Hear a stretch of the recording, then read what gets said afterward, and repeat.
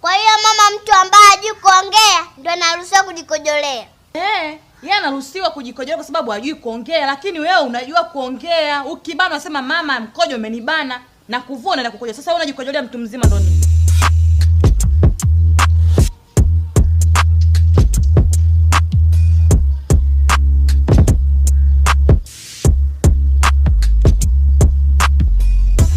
We Asma. Yaani Asma, nitakupiga kipigo ambacho hujawahi kupigwa maisha yako yote. Asubuhi ndio kukanya Asma, ukitaka kukojoa sema. Sasa hivi umeona itoshi sasa?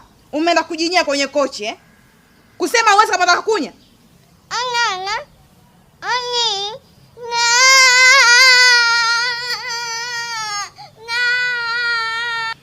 Hivi wewe Asma unatafuta nini? Kwa nishakwambia mtoto hajui kuongea ndo anajinyea, wewe mama kosa ujifanyie mtoto naye hujui kuongea, si ndio?